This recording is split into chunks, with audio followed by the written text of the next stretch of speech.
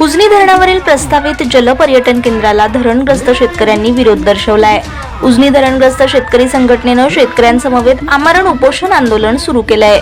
जलपर्यटन प्रकल्पामुळे बाधित शेतकऱ्यांचं नुकसान होणार आहे। आमच्या जमिनीवर पर्यटनाचा सोहळा नको अशा भूमिकेत शेतकरी आहेत। उजनी येथील जलपर्यटन प्रकल्प व धरण परिसरातील अतिरिक्त संपादित जमिनीच्या मोजणीला धरणग्रस्त शेतकरी संघटनेनं विरोध दर्शवलाय।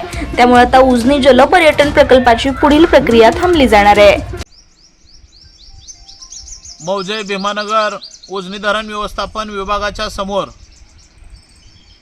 गेल्या 2 दिवसापासून उजनी धरणग्रस्तांचं संपादित अधिग्रहण केलेल्या जमिनी पण पाण्यातून शिल्लक राहिलेल्या जमिनी आम्हाला मिळाव्यात यासाठी उजनी गावातील 4 शेतकरी आमरण उपोषणाला बसलेले आहेत। या सर्व शेतकऱ्यांचा एकच प्रश्न आहे की 110% धरण भरल्यानंतर राहिलेली जी शिल्लक जमीन आहे ती या धरणग्रस्त आम्हाला मिळाली पाहिजे।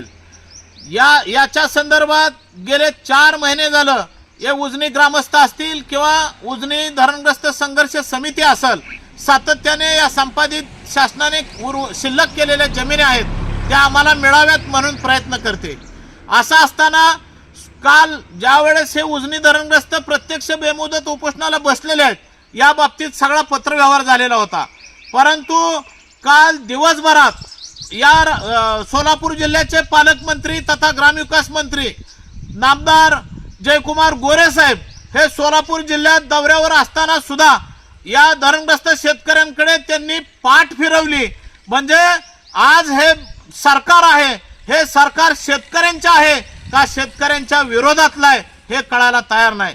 मला पालकमंत्र्यांना आवर्जून या व्यासपीठावरून सांगायचंय की पालकमंत्री महोदय आज धरणग्रस्त गेले 2 दिवस झालं बिगर अन्ना विना उपोषणाला इथं बसलेले आहेत। तुमची जबाबदारी आहे की उपोषण कशासाठी केलेलं आहे हे थोडंसं तुम्ही रेकॉर्डवर सुद्धा बघायला पाहिलं होतं, पण तसं दिसत नाही, तुम्ही बघितलं नाही।